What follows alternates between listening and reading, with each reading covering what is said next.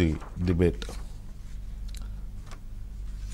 చంద్రబాబు నాయుడు కొద్దిసేపటి క్రితం ఢిల్లీలో ల్యాండ్ అయ్యారు. ఈ కాసేపట్లో కేంద్ర హోంశాఖ సహాయ మంత్రి బీజేపీలో అగ్రనేత అమిత్ షాతో భేటీ అవబోతోంది. అలాగే ఆయనతో పాటు బీజేపీ జాతీయ అధ్యక్షుడు జేపీ నడ్డా కూడా ఈ భేటీలో ఉంటారనేది ప్రస్తుతానికి ఉన్న సమాచారం. ఇది నిజానికి టూర్ నిన్ననే ఖరారైంది. నిన్నటి నుంచి రకరకాల చర్చోపచర్చలు జరుగుతున్నాయి. ఏపీ రాజకీయాల్లో ఈ భేటీకి ఒక కీలకమైన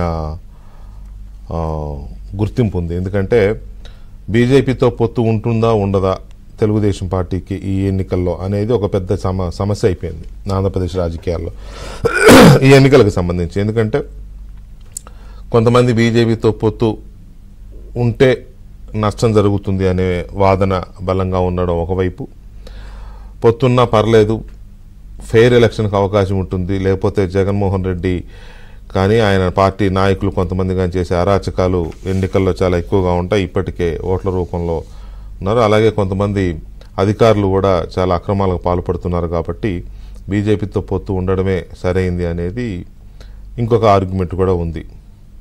సో ఈ మొత్తం నేపథ్యంలో చంద్రబాబు నాయుడు అండ్ పవన్ కళ్యాణ్ ఎప్పటి నుంచో పొత్తులో ఉండి రకరకాల ప్రచారాలు, వాళ్ళు సీట్లు పంచుకోవడాలు ఇవన్నీ జరిగిపోతున్నాయి.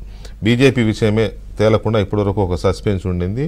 ఆ సస్పెన్స్ మరి కాసేపట్లో తీరిపోతుందా లేకపోతే కొనసాగుతుందో తెలియదు, కానీ అందరూ అనుకోవడం సస్పెన్స్కు తెరబడుతుంది.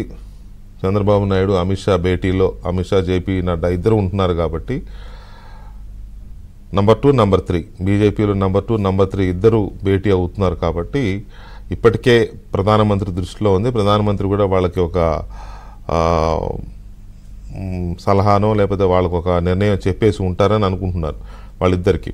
కాబట్టి వాళ్ళిద్దరూ చంద్రబాబు నాయుడుతో మాట్లాడిన తర్వాత ఏం చెప్తారు అనేది ఒక అంశం అయితే, ఇక్కడ ఎవరి ఎజెండాలు ఎలా ఉన్నాయి, పొత్తు ఉంటే ఎలాంటి పొత్తు ఉండాలి అని చంద్రబాబు నాయుడు అని ఏమనుకుంటున్నారు, అలాగే బీజేపీ ఏమనుకుంటోంది, పొత్తు కలిసినప్పుడు మరి ఎన్ని సీట్లు పోటీ చేయాలనుకుంటున్నారు, అసెంబ్లీ సీట్ల కంటే పార్లమెంట్ సీట్లు వాళ్ళకి ఇంపార్టెంట్ కాబట్టి ఎన్ని లోక్సభ సీట్లు అడగబోతోంది బీజేపీ. అలాగే చంద్రబాబు నాయుడు బీజేపీ మీద వ్యతిరేకత ఉంది కాబట్టి దాన్ని ఆ వ్యతిరేక పవనాలు లేకుండా చూడాలి అని అంటే ఎలాంటి నిర్ణయాలు తీసుకోవాలి, ఏమైనా ప్రకటనలు చేయాలా, ఇలాంటివి కూడా కొన్ని ఉన్నాయని అంటున్నారు. అవేంటి, ఎలాంటి చర్చ జరిగే అవకాశం ఉంది, ఎలా ఈ జెల్ అవుతాయి, 3 పార్టీలు జెల్ అయ్యే అవకాశం ఉంది. వీళ్ళు జెల్ అవ్వడం కంటే ప్రజలతో ఈ పొత్తు ఈ కూటమి జెల్ అవ్వాల్సిన అవసరం ఉంది కాబట్టి దీని మీద చాలా పెద్ద చర్చ జరుగుతుంది.